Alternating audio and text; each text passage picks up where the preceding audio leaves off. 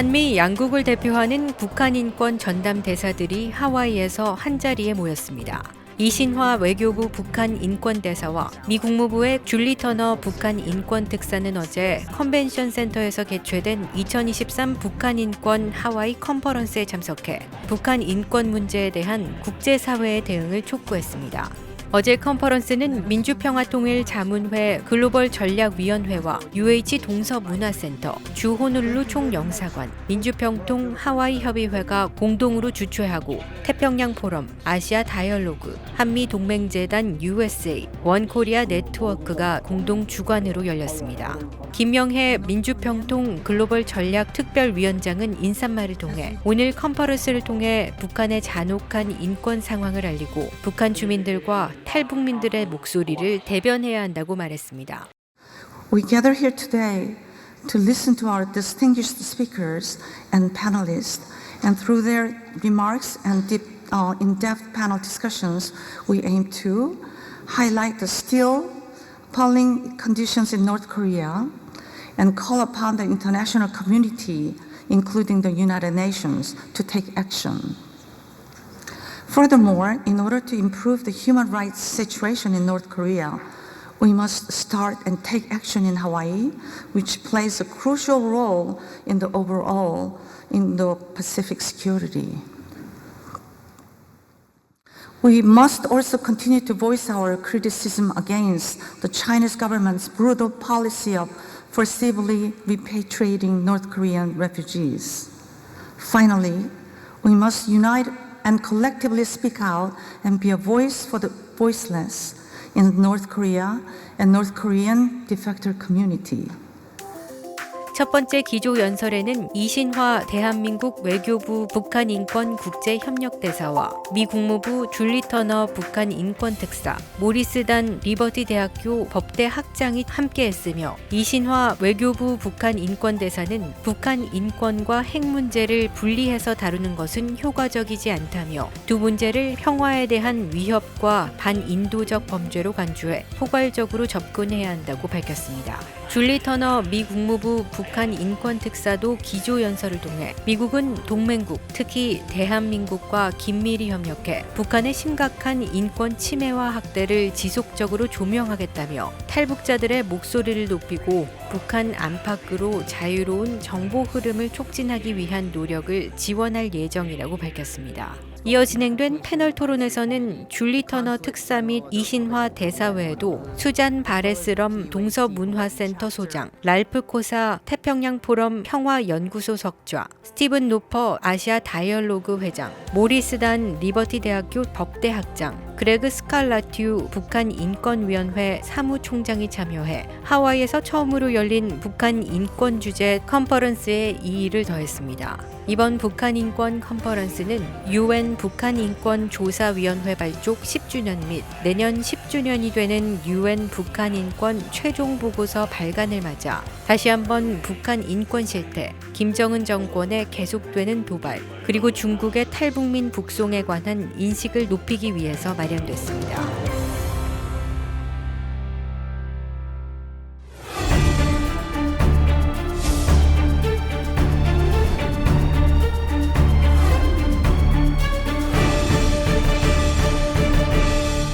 It's wonderful here today to really have the experts that you've heard already by way of the keynote address, and we'll press ahead with some of the issues and some echoes of what you've just heard on the panel led by Greg Scarlett.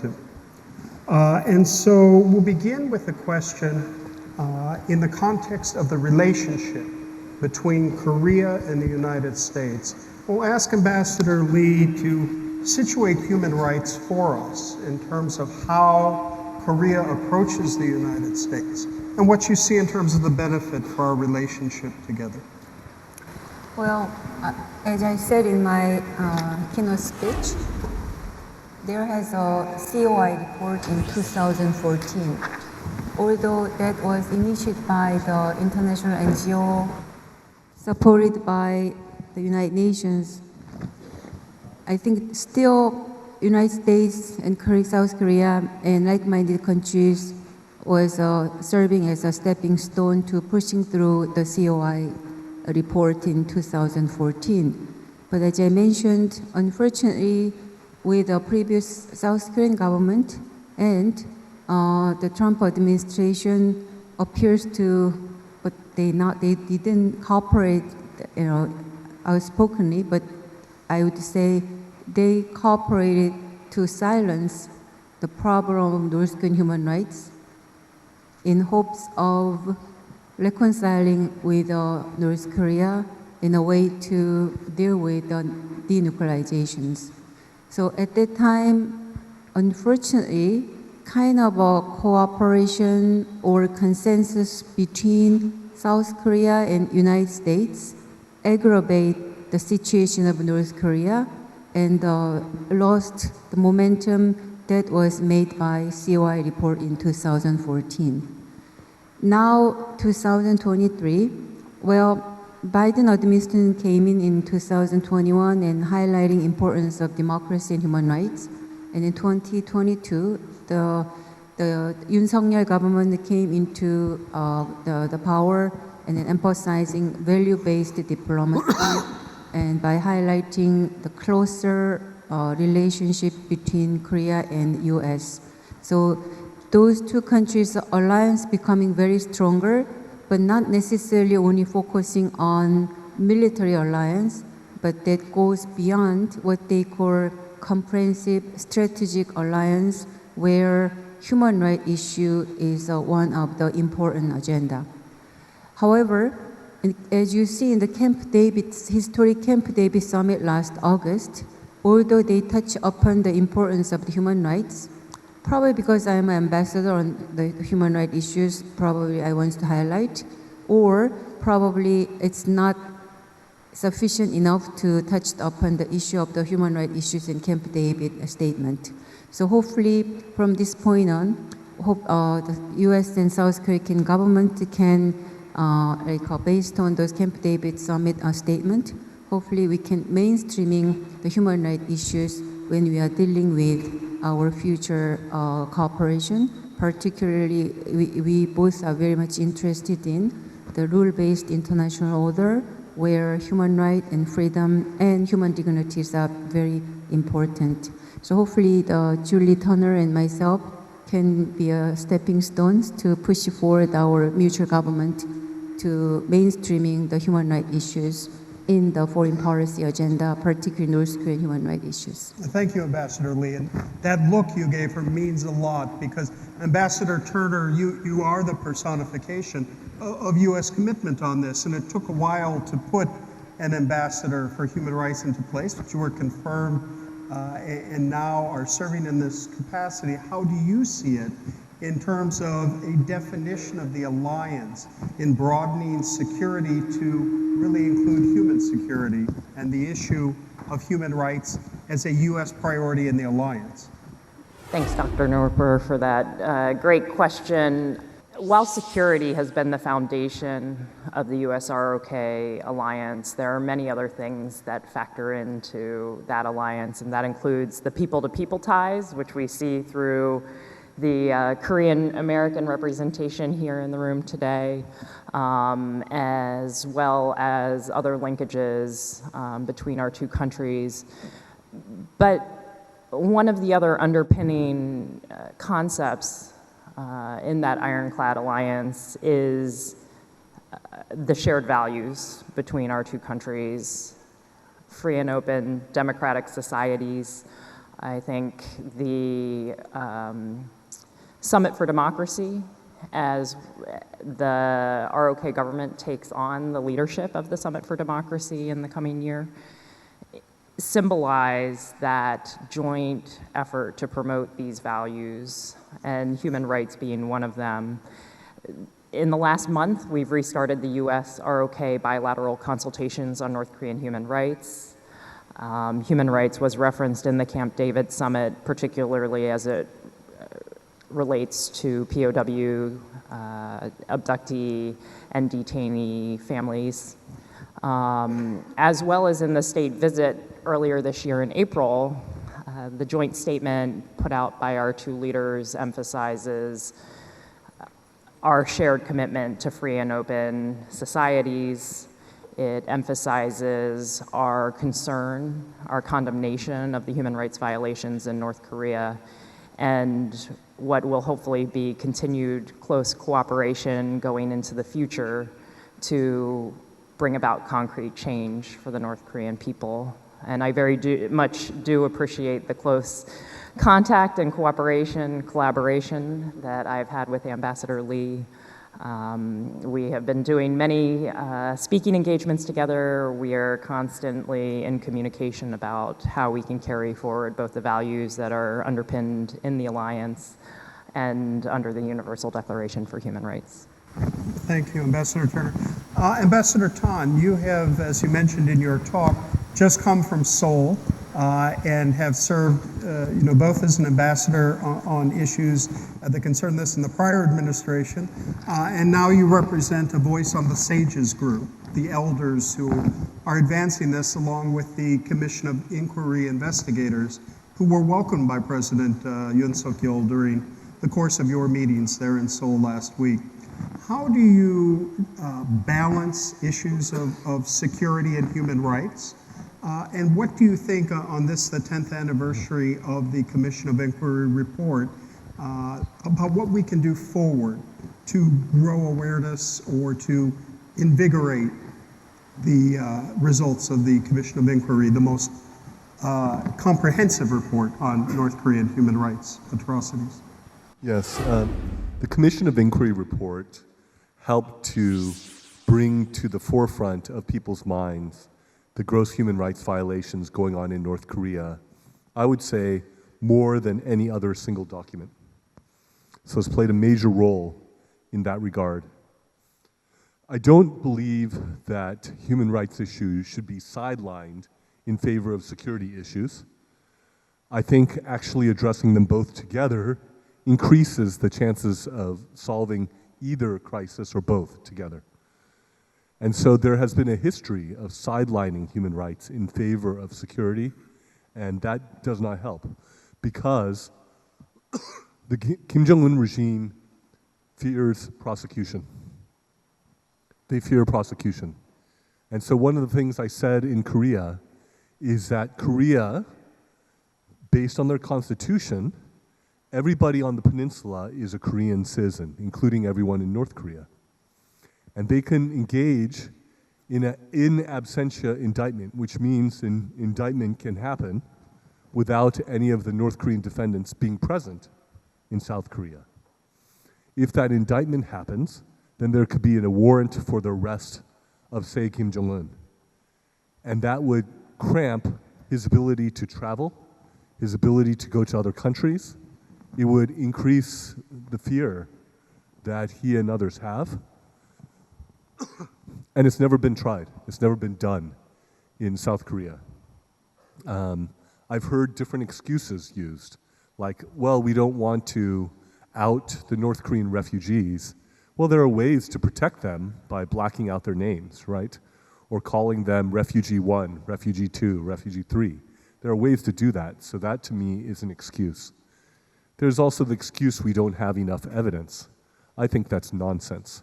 We have more than enough evidence to move forward beyond a reasonable doubt in regards to the crimes that North Korea is committing against its own people. Further, it's been good to see that the South Korean government is seeking to implement their own North Korean Human Rights Act. And the appointment of Ambassador Lee is one of the ways that has happened. And then the release of the Human Rights Report for North Korea is another way that has happened, and that was the first time that has happened. Furthermore, there could be other mechanisms for prosecution and accountability. There can be a hybrid tribunal that is part international and part domestic, set up to try to prosecute those most responsible for the worst atrocities. Concurrently, there could also be a Truth and Reconciliation Commission set up for those who are least culpable for these mass atrocity crimes. And then domestic prosecution potentially could take the middle area, or it could take part of the top as well.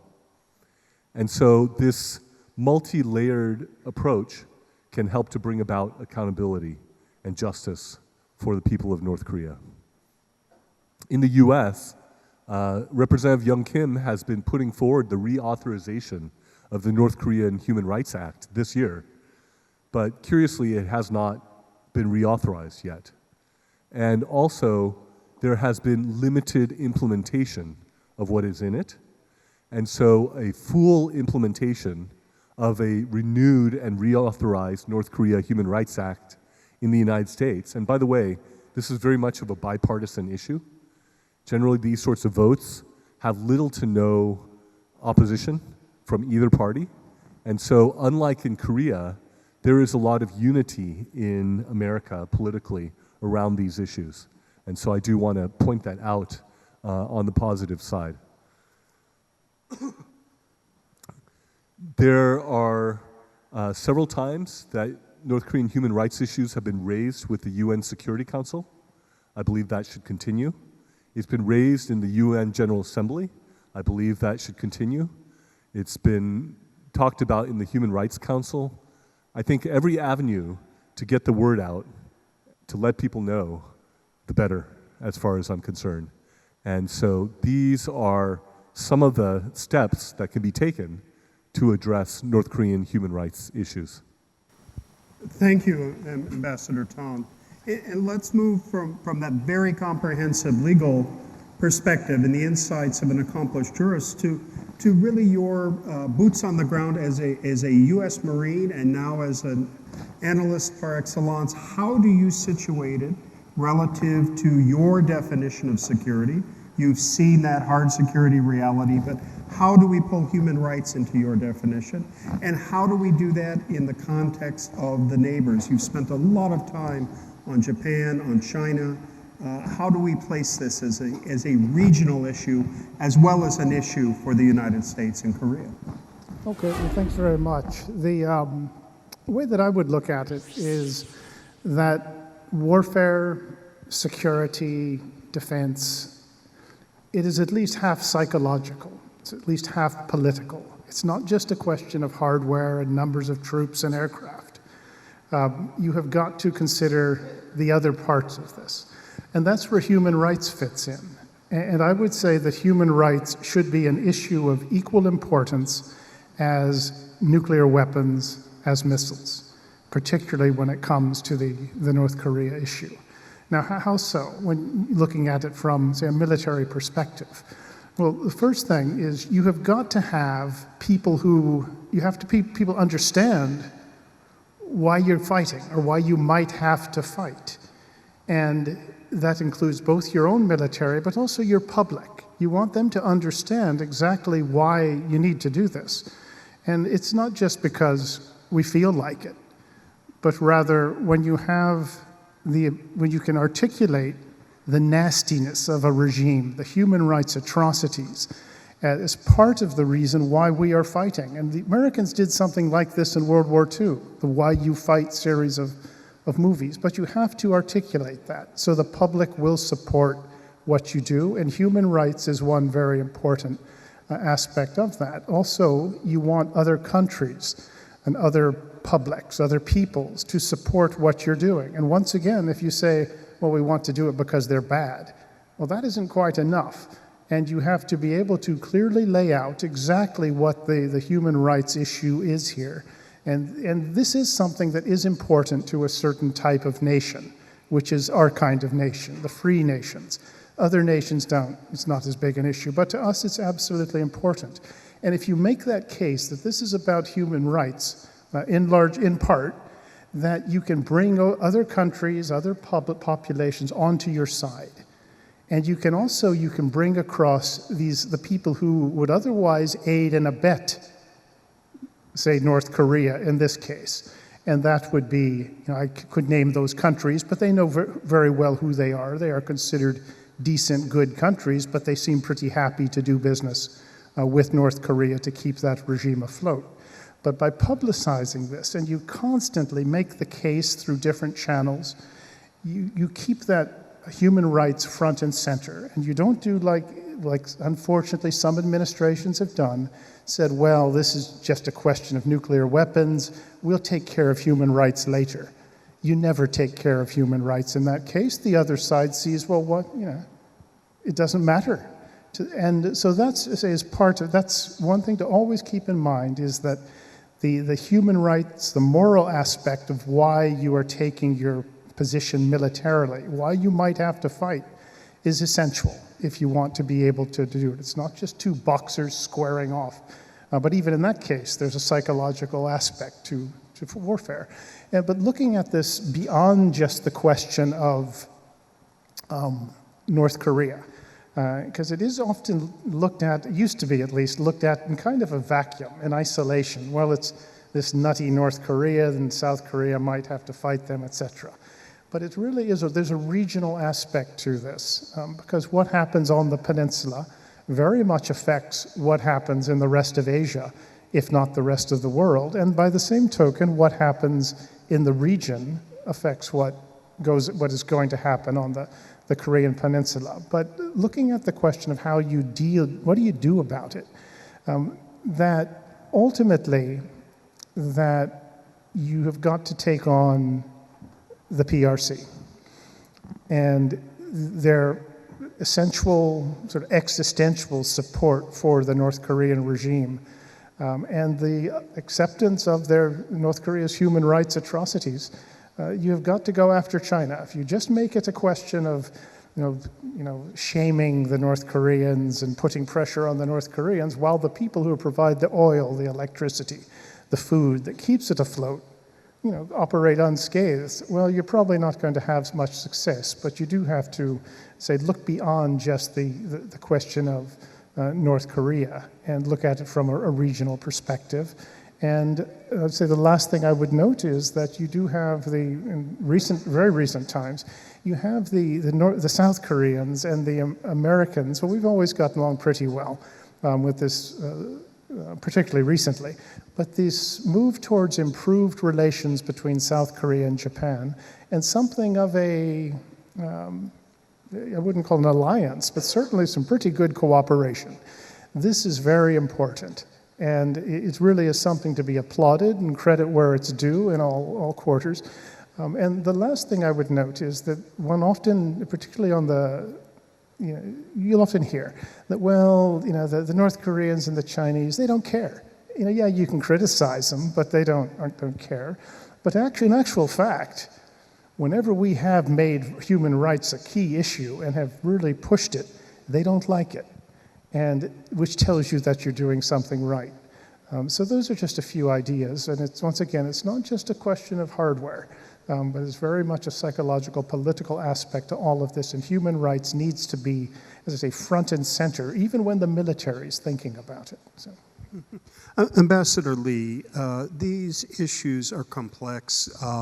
You've outlined a number in your address today. We've heard some of that complexity in the testimonial a moment ago.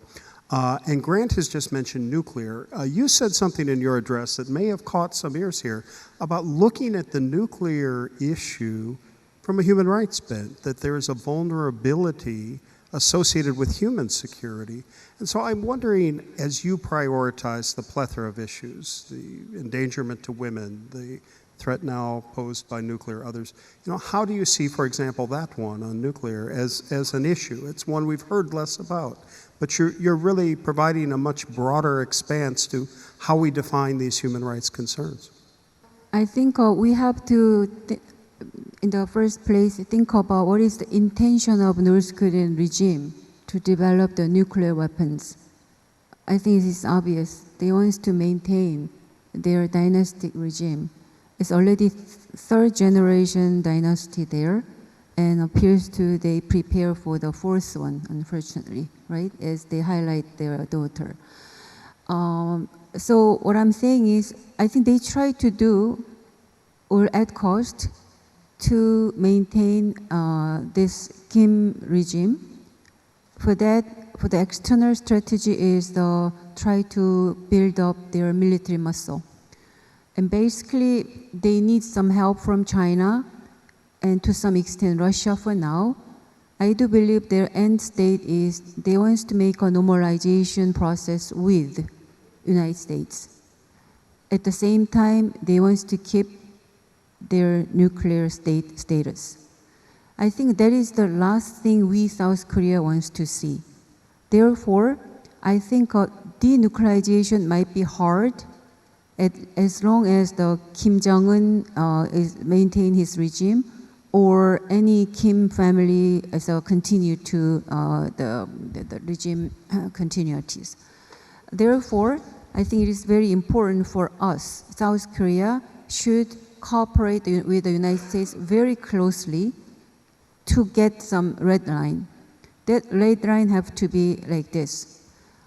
Probably we need to think about different way of discussing or negotiating about denuclearization, because for now we've been working very hard for about 2 to 3 decades to denuclearize North Korea, but it didn't work.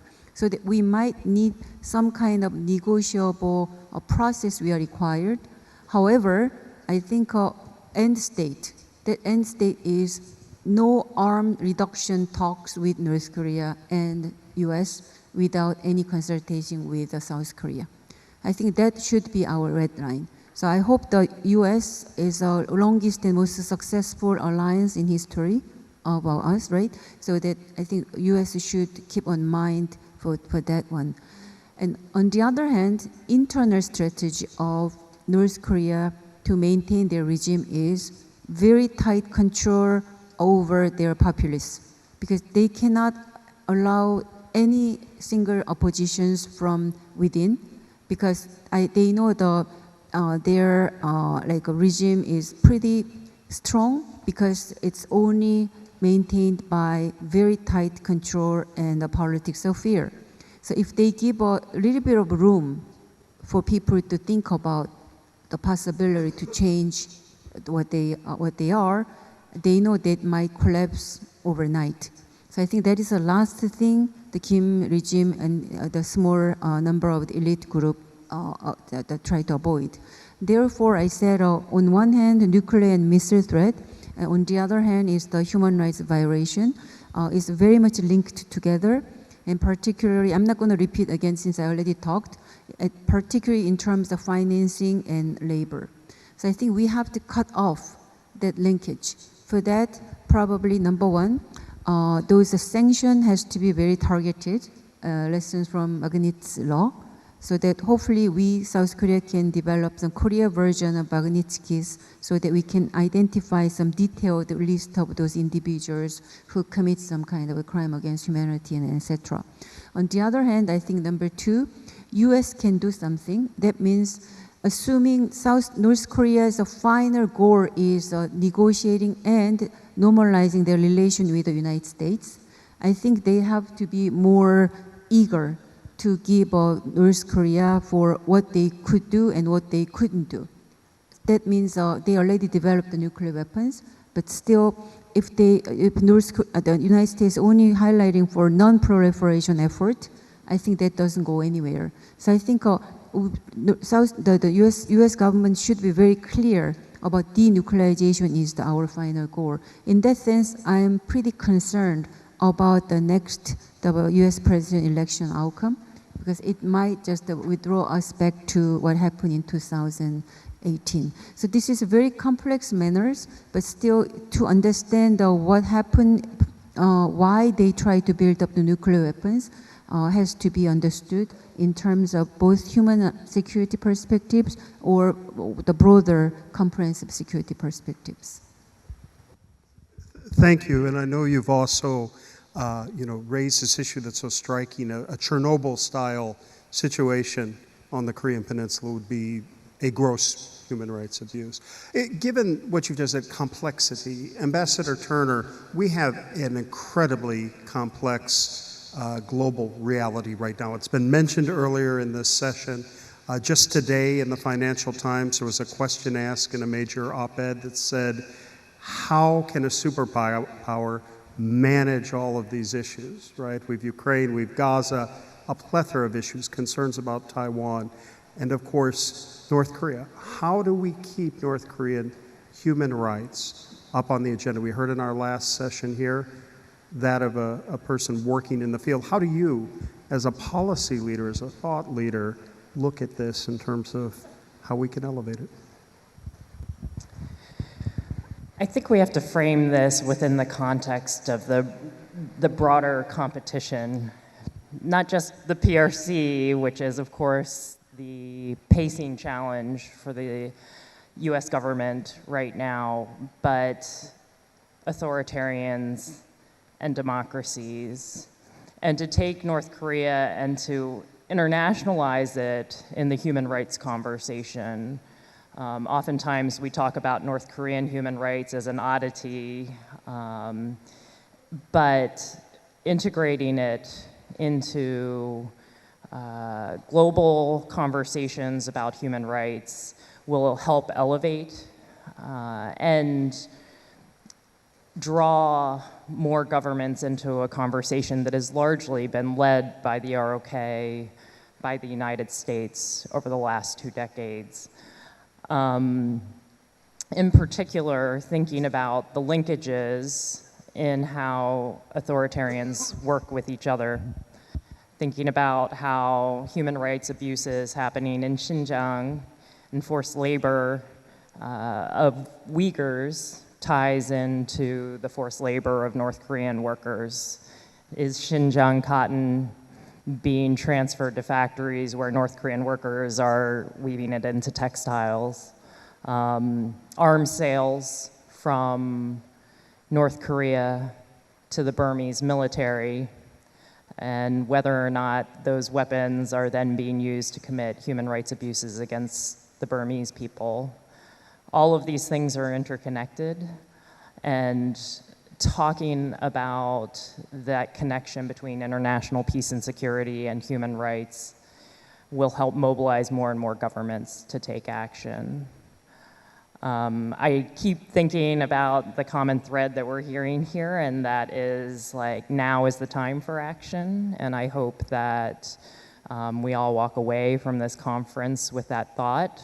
But I really encourage people to think about the conversation that Morris brought up regarding accountability and the types of tools that we are using to document abuses, to take action against other authoritarians. Right now, we haven't been using them in the North Korea context in the same way. And thinking about how the US government is able to have a conversation about human rights and security issues with the PRC. We do it with the government of Vietnam as well. We have a human rights dialogue. We also have a security dialogue. But thinking about how we can talk about North Korean human rights as well as the North Korean security situation, security on the peninsula as a part of a holistic policy is really important.